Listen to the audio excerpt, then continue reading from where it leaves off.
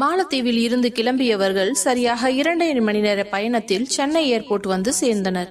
அவர்கள் லக்கேஜ் எல்லாம் எடுத்துக்கொண்டு கார் பார்க்கிங் வந்தவர்கள் லக்கேஜ்களை காரில் ஏற்றிவிட்டு, என்ன ஹரி, கிளம்பலாமா என்று கேட்ட ஆதியை பார்த்த ஹரி, போலாண்டா மச்சான், இப்போ ரொம்ப டைம் லேட் ஆயிடுச்சு, இதுக்கு மேல போய் வீட்டுல இருக்கவங்கள டிஸ்டர்ப் பண்ண வேண்டாம், சோ நம்ம போற வழியிலேயே டின்னர் முடிச்சுட்டு போயிடலாமா என்று கேட்டதும், சரிடா, நீ சொல்ற மாதிரியே பண்ணிடலாம் என்றவன் பின்பு அவர்களை அமர வைத்து காரை எடுத்துக்கொண்டு ஏர்போர்ட்டில் இருந்து வெளியே வரவும், சென்னை உங்களை அன்புடன் வரவேற்கிறது என்ற போர்டை பார்த்ததும் அனைவரும் ஒருவருக்கொருவர் பார்த்து சந்தோஷமாக சிரித்துக்கொண்டு அங்கிருந்து வெளியில் வந்தனர்.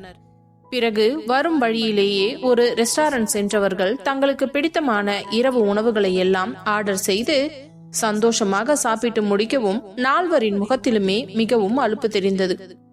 உடனே ஆதி, சரி ஹரி, எல்லாரும் சாப்பிட்டாச்சு, அப்ப நம்ம வீட்டுக்கு கிளம்பலாம்ல என்று கேட்க, ஆமாண்டா, என்னவோ தெரியல, ரொம்ப டயர்டா இருக்கு, நாளைக்கு ஆபீஸ் வேற போகணும் இல்ல என்றதும், ஆமாண்டா, நாளைக்கு கண்டிப்பா ஆபீஸ் போயே ஆகணும், பாவம் விஸ்வா தனியா எவ்வளவு கஷ்டப்படுறானோ தெரியல, சரி வாங்க நேட்டிலே போய் வீட்டுல படுத்து தூங்கலாம் என்று கூறியவர்கள் பின்பு காரில் ஏறிக்கொண்டு அங்கிருந்து புறப்பட நேராக பிரியங்காவின் வீட்டிற்கு வந்தவன் பிரியங்காவையும் ஹரியையும் இறக்கிவிட்டு, ஹரி, அத்தம்மா கிட்ட நீ சொல்லிடுறா, இன்னொரு நாள் நான் வந்து அவங்கள பாக்குறேன்னு, இப்போ மணி ஆயிடுச்சு, சோ நாங்க 2 பேரும் கிளம்புறோம், வைஷு வேற நாளைக்கு காலேஜ் போகணும் என்று கூறவும், அதெல்லாம் நான் சொல்லிக்கிறேன், நீ பார்த்து பத்திரமா வீட்டுக்கு போ, வீட்டுக்கு போய் ரீச் ஆயிட்டு எனக்கு மெசேஜ் பண்ணு சரியா என்று கூற, உடனே அவனும் சரிடா, நான் கண்டிப்பா மெசேஜ் பண்றேன் என்றதும் பிரியங்காவும் வைஷ்ணவியும் ஒருவருக்கொருவர் அணைத்து கொண்டு, சரிடி வைஷு, நீ பார்த்து பத்திரமா போயிட்டு வா, வீட்டுக்கு போயிட்டு எனக்கு மெசேஜ் பண்ணு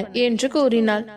சரிக்கா, நீங்களும் போய் நல்லா ரெஸ்ட் எடுங்க, நாளைக்கு அநேகமா நான் அம்மாவையும் அப்பாவையும் பாக்குறதுக்கு வருவேன், அவங்களுக்காக நான் வாங்கின திங்ஸ் எல்லாம் கொடுக்க வேண்டியது இருக்குது இல்ல என்றதும், சரிடி, அப்போ மணியாச்சு, நீ கிளம்பு என்றதும் மீண்டும் காரில் ஏறியே அமர அவர்களிடமிருந்து விடை பெற்றுக் கொண்டு நேராக தங்களது வீட்டிற்கு சென்று கொண்டிருந்தனர். செல்லும் வழியெல்லாம் ஆதி வைஷுவை பார்த்து சிரித்து கொண்டே வந்தான். ஆதி, இப்போ நீங்க எதுக்காக என்ன பார்த்து சிரிச்சுக்கிட்டே இருக்கீங்க, என்ன பார்த்தா உங்களுக்கு பைத்தியம் மாதிரி தெரியுதா என்று கேட்க, இல்ல, அக்காவும் தங்கச்சியும் ஒரே ஊர்ல தான் கல்யாணம் பண்ணிருக்கீங்க, அதுவும் நினைச்சா வந்துட்டு போற தூரத்துலதான் இருக்கு 2 பேரோட வீடும், ஆனா அதுக்கு நீங்க 2 பேரும் கொடுக்கற பில்டப் இருக்கு பாரு, தாங்க முடியலப்பா, ஏதோ பல வருஷமா நீங்க 2 பேரும் பிரிஞ்சு இருக்க போற மாதிரி பில்டப் கொடுக்குறீங்களே, அதை தாண்டி எனக்கு தாங்கிக்கவே முடியல.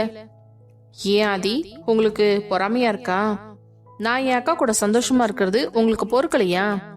சேச்சே, நான் அப்படி சொல்லவே இல்லை, ஆனா கொஞ்சம் ஓவரா போற, அதை மட்டும் கொஞ்சம் கண்ட்ரோல் பண்ணிக்கொண்டுதான் சொன்னேன் என்று கூறவும், என்று தாடையில் இடித்துக் கொண்டு, வண்டிய நேரா பார்த்து ஓட்டுங்க, சரி வீட்டுக்கு போன் பண்ணி இன்ஃபார்ம் பண்ணியாச்சா நம்ம வரோம்னு?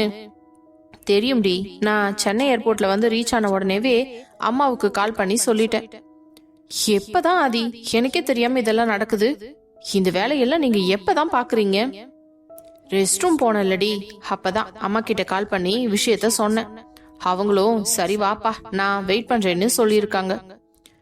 என்ன ஆதி, அத்தையை தூங்க சொல்ல வேண்டியது தானே, மணி ஆச்சு இல்ல, இந்நேரம் மெடிசனை வேற போட்டிருப்பாங்க என்றதும், வைஷு, இது அம்மா தூங்குற டைம் தான், அதனால பிரச்சனை இல்லை என்றவர்களின் கார் நேராக அவர்களது வீட்டு வாசலில் வந்து நின்றது.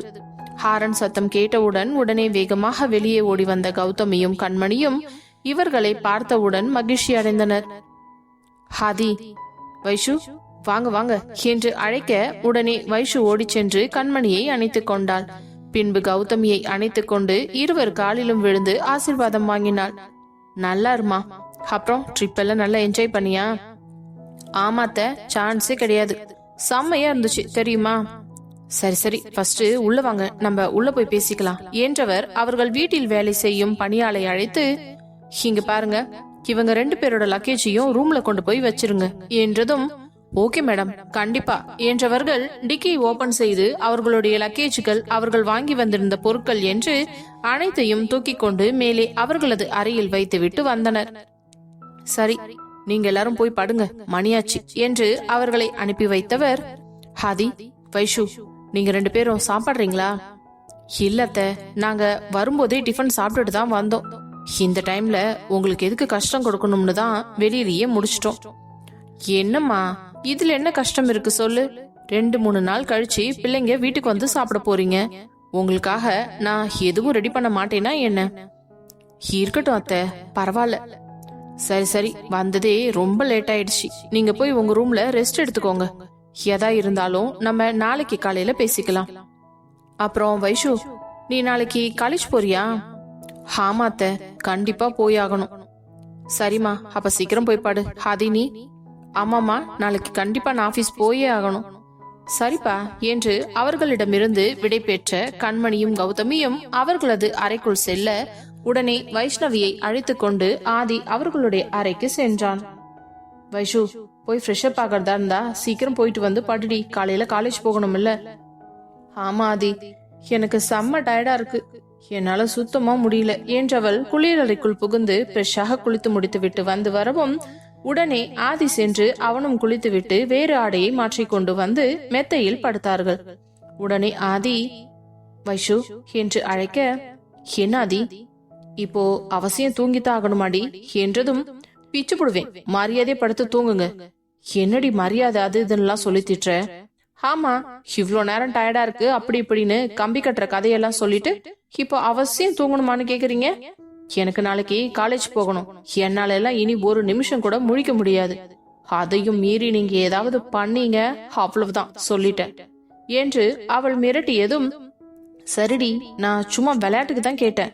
எனக்குமே ரொம்ப டயர்டா தான் இருக்கு. உன் ரியாக்ஷன் எப்படி இருக்குது பாக்கலாம்னு பார்த்தேன். ஆனா நீ பத்திரகாளியா மாறிடுவ போல இருக்கே.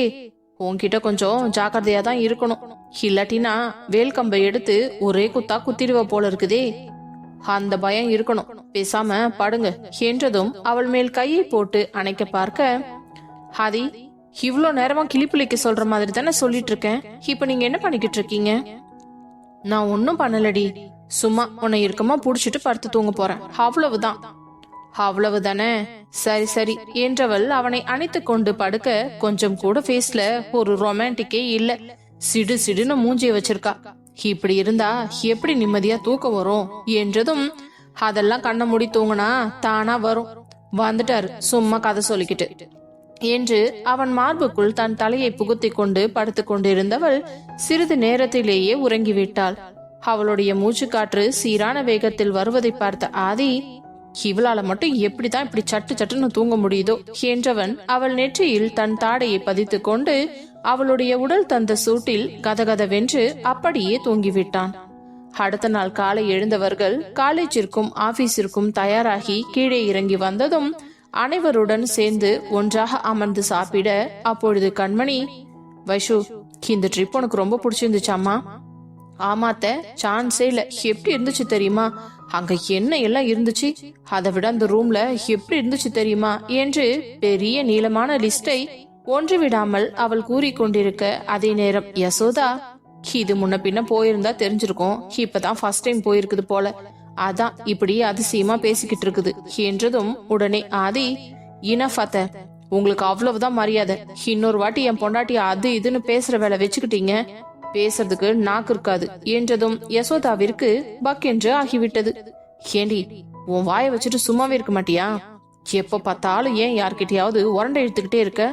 உன்னை இந்த வீட்டை விட்டு சீக்கிரமே வெளியே துரத்தி விட்டாங்கன்னா தான் உனக்கு தெரியும் என்று யசோதாவின் கணவர் கூறியதும் அவளுக்கு பக்கென்று ஆகிவிட்டது. இந்த வீட்டுல நான் எதுவுமே பேசக்கூடாதா? எனக்கு அப்படி என்னதான் இங்க உரிமை இருக்கு? உங்களுக்கு உரிமை இருக்குன்னு யார் சொன்னாங்க?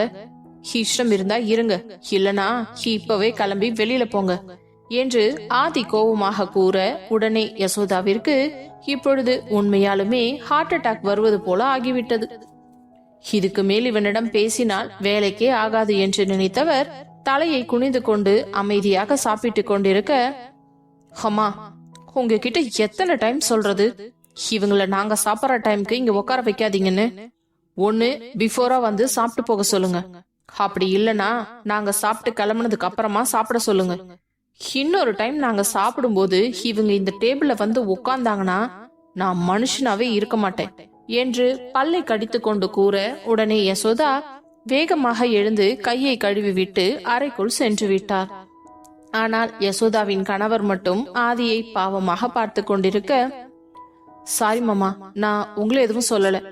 எல்லாம் அத்தையை தான் சொல்றேன். நீங்க எதுவும் என்ன தப்பா நினைச்சுக்காதீங்க. இல்ல ஆதி, உன்னை பத்தி எனக்கு தெரியாதா? அவ கீர்த்தியை நீ கல்யாணம் பண்ணிக்கலன்ற கோவத்தை உன் மேல காட்ட முடியாது இல்லையா? அதான் அந்த கோவத்தை முழுசா வைஷு மேல திருப்பிக்கிட்டு இருக்கா. எனக்கு கீர்த்திய உனக்கு கல்யாணம் பண்ணி வைக்கணும்னு கொஞ்சம் கூட இன்ட்ரெஸ்ட் இல்ல. ஏன்னா சொந்தத்துல கல்யாணம் பண்ண கூடாதுன்னு நினைக்கிறவன் நான். அது உங்க அத்தைக்கும் சரி கீர்த்திக்கும் சரி புரியறதே இல்ல.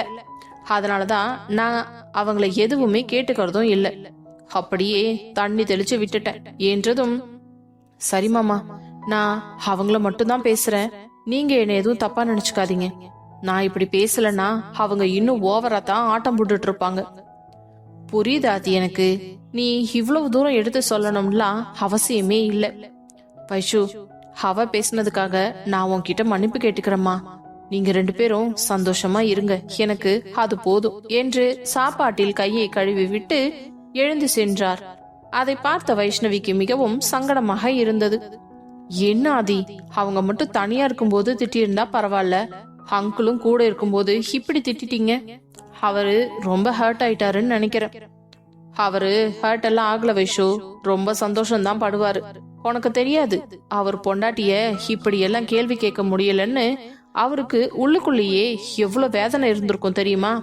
நான் அவங்கள திட்டும் போது அவர் கண்ணுல அந்த சந்தோஷத்தையே நான் பார்த்தேன். என்ன ஆதி, ஏதோ கிளி ஜோசிக்கார மாதிரி பேசிக்கிட்டு இருக்கீங்க. அப்படித்தான் வச்சுக்கோயேன். சரி, இதுக்கு மேலையும் பேசிக்கிட்டே இருந்தா லேட்டு தான் ஆகும் என்றவன், அம்மா அனு கிளம்பிட்டாளா? கிளம்பிட்டே இருக்காப்பா. என்ன கிளம்பிட்டு இருக்காளா? அவ எப்ப வந்து சாப்பிட்டு எப்போ காலேஜ் போறது? இல்லடா, அவ ஃபர்ஸ்ட் டே சாப்பிட்டுட்டா, இப்போ கிளம்பிட்டு தான் இருக்கா. சாப்பிட்டுட்டாளா? சரி சித்தி, அவளை கூப்பிடுங்க, நாங்க கிளம்புறோம், மணியாச்சு. இதோ ஒரு நிமிஷம் ஆதி.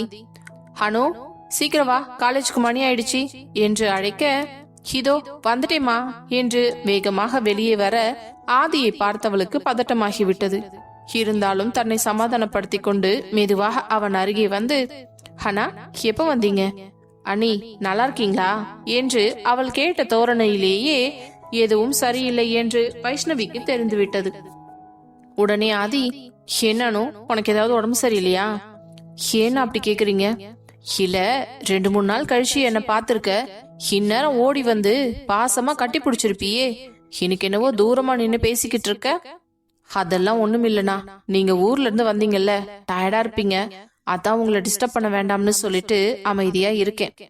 சரி, நம்ம காலேஜ் கிளம்பலாமா?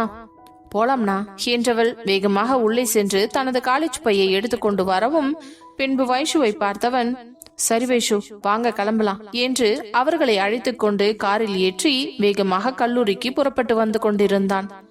கல்லூரி வாசலில் சென்று காரை நிறுத்திய ஆதி, சரி 2 பேரும் இறங்கி போங்க, நல்லா படிங்க சரியா என்று கூறினான். ஓகே ஆதி.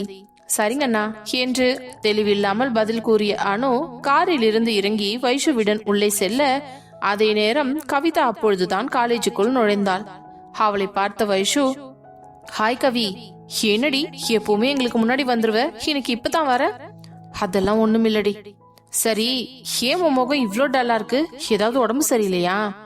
ஆமா, கொஞ்சம் லைட்டா உடம்பு சரியில்லை, அதான். என்ன ஆச்சுடி, ஹாஸ்பிட்டல் போனியா? அந்த அளவுக்குலாம் ஒண்ணுமில்ல வைஷு, சமாளிச்சுக்கலாம் என்று அவள் கேட்கும் கேள்விகளுக்கு ஒற்றை வரியில் பதில் சொல்வதை பார்த்த பொழுதே அவளுக்கு தெரிந்துவிட்டது, கண்டிப்பாக இங்கு ஏதோ ஒரு பிரச்சனை நடந்திருக்கிறது என்று. அனுவும் இயல்பாக இல்லை, கவிதாவும் முன்ன மாதிரி சரியாக பேசுவதில்லை. என்னவாக இருக்கும் என்று யோசித்துக் கொண்டிருந்தாள் வைஷு. சரியாக கார்த்தி உள்ளே வரவும் அவனை தடுத்து நிறுத்தியவள், கார்த்தி என்று அழைக்க, ஹாய் வைஷு, எப்ப வந்த ஊர்ல இருந்து? அவன் எதுவுமே நடக்காதது போல நார்மலாக பேசினான். அதை பார்த்தவளுக்கு ஒரே குழப்பமானது. டே கார்த்தி, நான் நேத்து நைட்டு தான் வந்தேன், அதெல்லாம் இருக்கட்டும், அப்புறம் எப்படி போச்சு இந்த 2-3 நாளா காலேஜ்? காலேஜா? நல்லா தானே போச்சு, ஒரு பிரச்சனை இல்லையே. நிஜமாவா? ஆமாப்பா, நேத்து ஒரு நாள் தான் நான் காலேஜ் வரல, மீதி 2 நாளுமே நான் வந்தனே. ஏண்டா நேத்து நீ லீவ் போட்ட?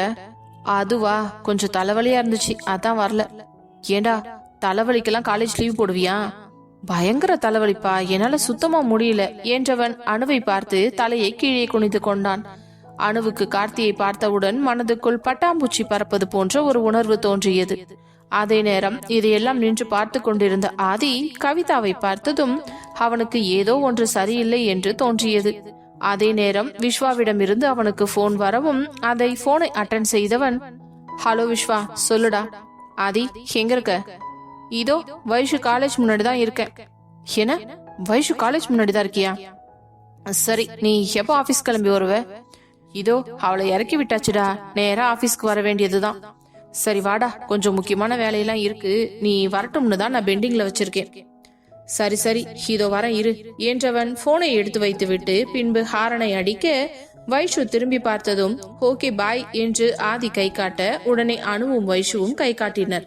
கார்த்தியும் சேர்ந்து கை காட்ட ஆதியின் கார் அங்கிருந்து புறப்பட்டு சென்றது.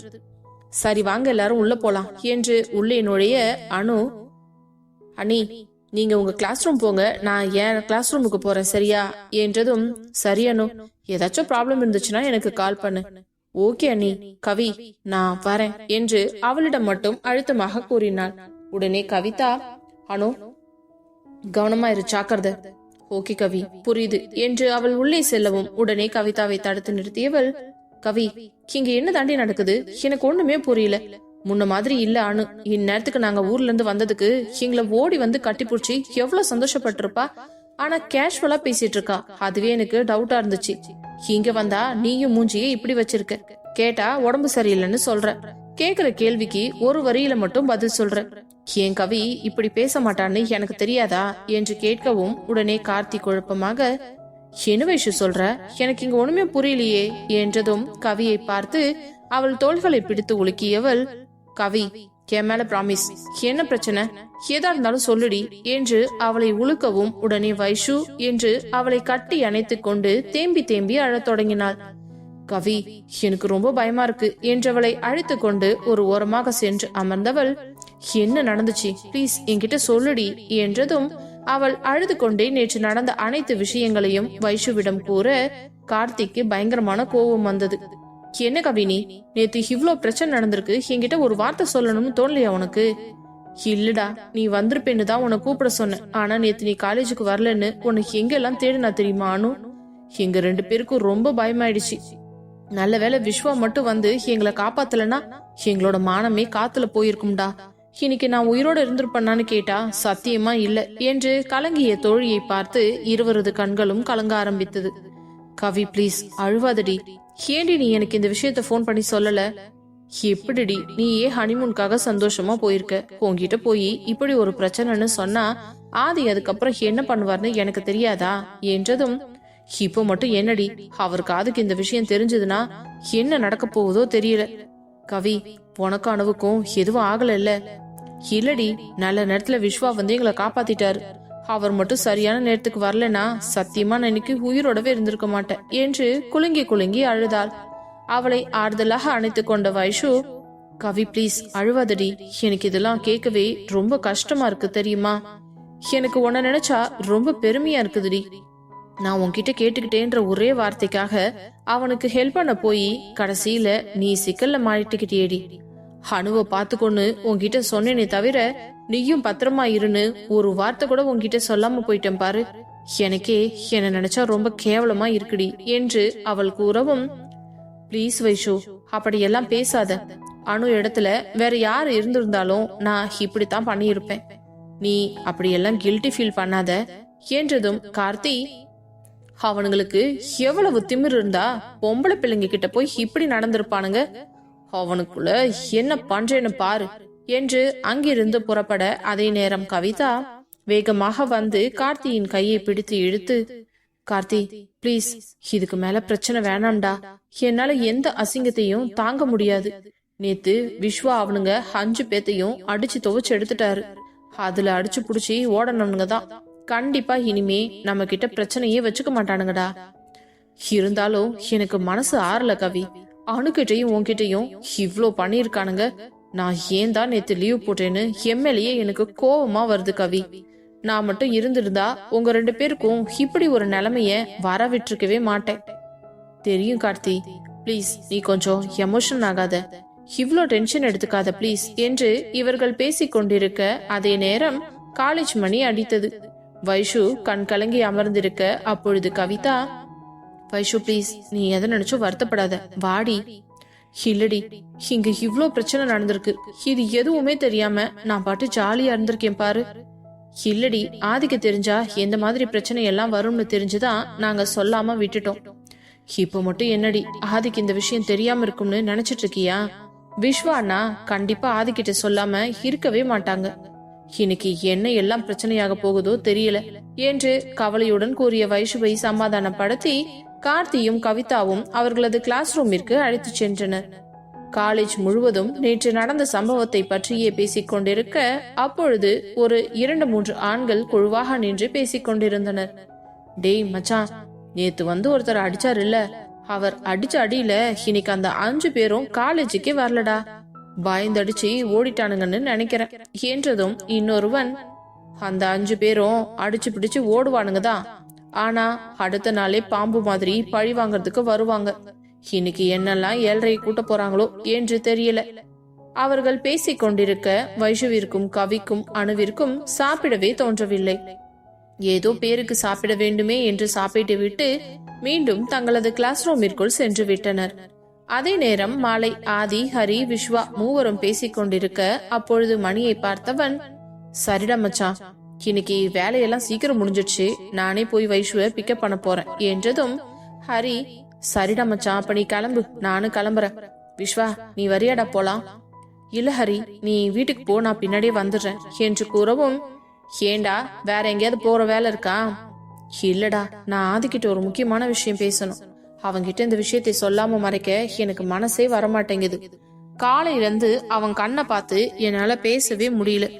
நான் எவ்வளவு அவஸ்தைப்பட்டு இருக்கேன்னு எனக்கு மட்டும்தான் தெரியும் என்ற விஸ்வாவை பார்த்த ஆதி, எனக்கு தெரியும்டா மச்சான், நீ என்கிட்ட இருந்து எதையோ மறைக்கிறேன்னு. காலையில இருந்து நீ எவ்வளவு கஷ்டப்படுறன்றதையும் நான் பார்த்துட்டு தான் இருந்தேன். ஆனா நீ ஏன் இந்த விஷயத்த என்கிட்ட சொல்லணும்னே தவிர நானா உன்கிட்ட கேட்க கூடாதுன்ற முடிவுல தான் அமைதியா இருந்தேன். சரி, என்ன நடந்துச்சு சொல்லு என்றதும், ஆதி, நான் சொல்ல போற விஷயத்த கேட்டு நீ கோவப்படக்கூடாது.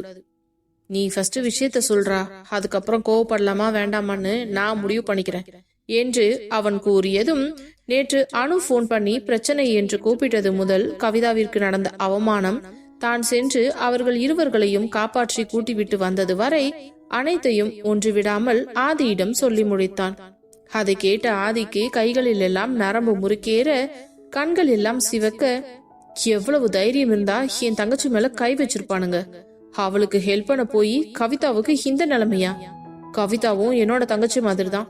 என் தங்கச்சிங்க மேல கைய வச்சவன நீ சும்மா வட விட்ட? இல்லாதி, அவனுங்கள அடி அடின்னு அடிச்சு துவைச்சிட்டேன். இல்லடா, அவனுங்கள நீ உயிரோடவே விட்டு இருக்க கூடாது விஸ்வா. நீ அவனுங்க 5 பேத்தையும் போட்டு தள்ளியிருந்தா நான் ரொம்ப சந்தோஷமா இருந்திருப்பேன்.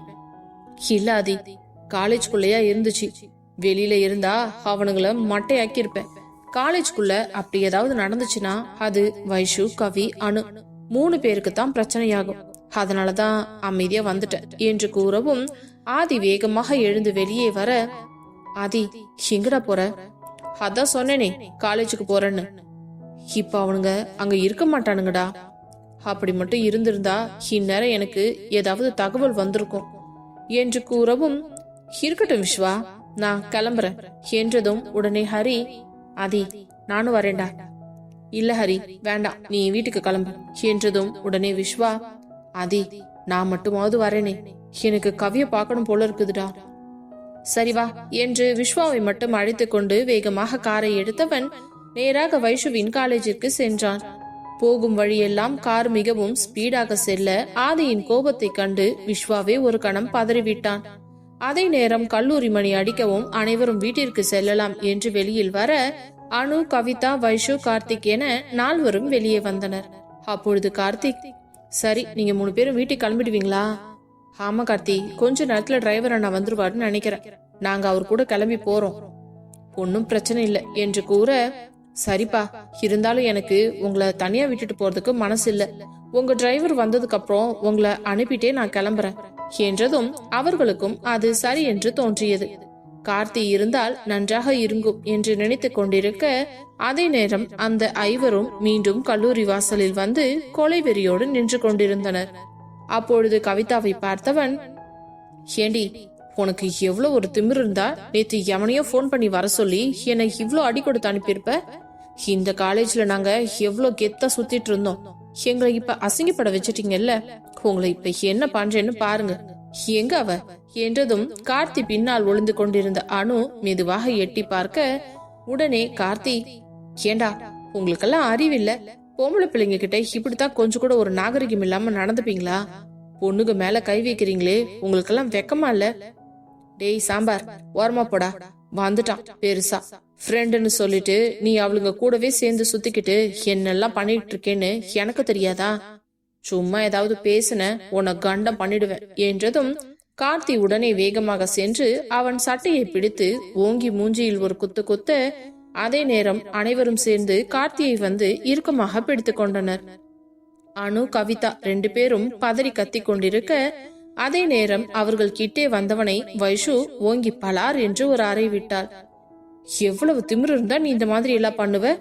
அனுவையும் கவிதாவையும் நேத்து நீ எந்த அளவுக்கு டார்ச்சர் பண்ணிருக்க, இந்த விஷயம் எனக்கு இன்னைக்கு தாண்டா தெரிஞ்சது என்று அவள் கூறிக்கொண்டிருக்கும் பொழுதே, வாடி வா, நீ தான் நேத்து இல்லாம போயிட்ட, எல்லாத்தையும் விட நீ தான் பெரிய சரக்கு, நீ மட்டும் நேத்து இருந்திருந்தா நான் இருந்த மூடுக்கு வேற மாதிரி ஆகியிருக்கும் என்று கூறியவன் அவளை மேலிருந்து கீழ்வரை அசிங்கமாக பார்க்க, அதில் உடல் கூசியவள், பொறுக்கி ராஸ்கல் என்று மீண்டும் அவனை பலார் என்று அறைந்ததும் அவன் கோபத்தில் அவள் கைகளை இறுக்கமாக பிடித்து கொண்டு, ஏனடி விட்டா ரொம்பதான் பேசிக்கிட்டே இருக்க என்று அவள் கையை பிடித்து இழுத்து கொண்டிருக்க, அதே நேரம் ஆதியின் கார் அந்த காலேஜ் வாசலின் முன்பு வந்து நின்றது.